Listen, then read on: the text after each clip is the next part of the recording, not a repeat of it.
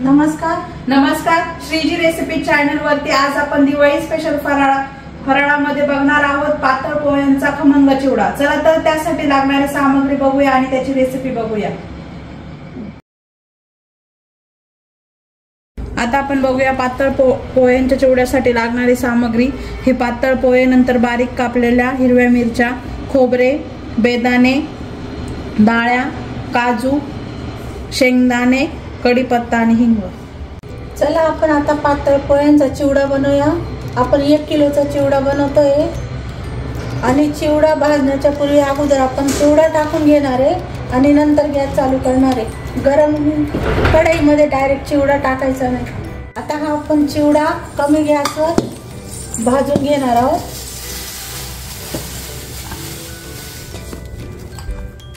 आपण भाजायच्या अगोदरच थोडं मीठ टाकून घेणार आहे, म्हणजे आपले पोहे आकसणार नाही आणि पटकन भाजले जातील। गॅस आपण कमीच ठेवणार आहोत।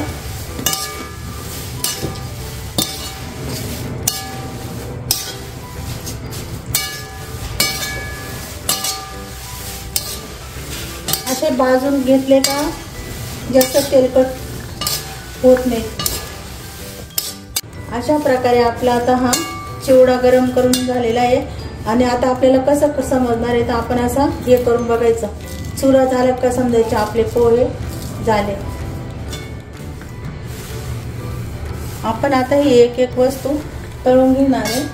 आता शेंगदाणे टाकू, आता डाळ्या,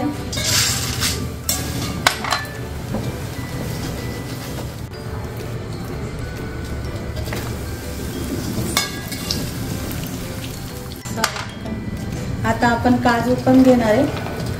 काजूला काही जास्त वेळ लागत नाही, पटकन होतात। बेदाणे,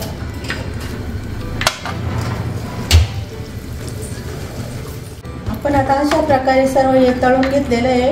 आता आपण त्यात हा चिवडा मिक्स करणार आहे। आपण आता हे तेल थोडं कमी करून घेऊया आणि थोडं तेलामध्ये फोडणी करू।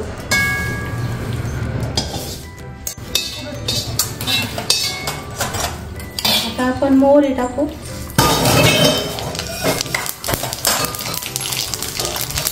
जिरे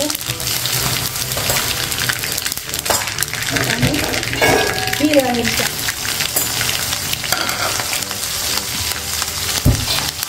हिरव्या मिरच्या आपल्याला एकदम अशा कुरकुरीत करून घ्यायच्या आहे। जर थोडा ओलसर राहिलं तर आपला चिवडा मऊ पडेल।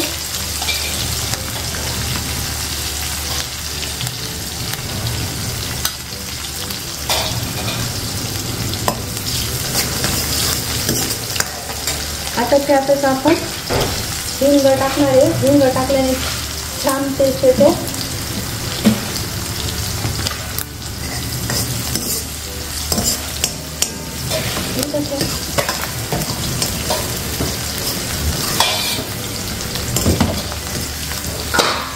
नंतर मिक्स करू।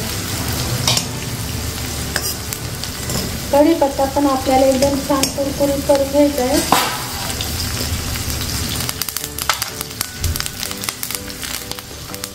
यातच आपण आता मीठ पण टाकून घेणार आहोत। मीठ तुम्ही तुमच्या आवडीनुसार टाका।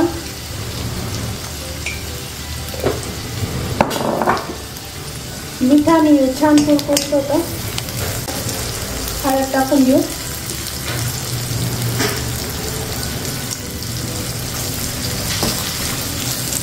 आता ही फोडणी आपण पोह्यांवर टाकणार आहे।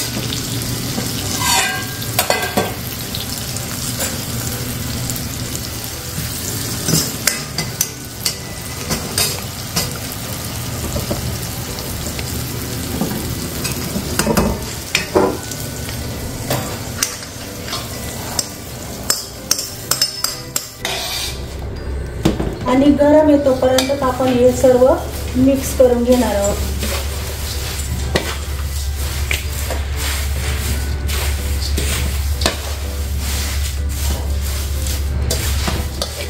अशा प्रकारे आपला पातळ पोह्यांचा चिवडा तयार झालेला आहे। तुम्हाला जर वाटलं याच्यात हळद कमी तर तुम्ही नंतर थोडी तेलामध्ये हळद पण टाकू शकता। असा कुरकुरीत झालाय बघा, छान. तर अशा प्रकारे आपली पातळ पोह्यांचा चिवडा हा तयार झालेला आहे. तुम्ही नक्की रेसिपी ट्राय करून बघा आणि आम्हाला कमेंट मध्ये कळवा. आणि बाकी रेसिपीज साठी सुद्धा आमची लिंक चेकआउट करायला विसरू नका. धन्यवाद. धन्यवाद.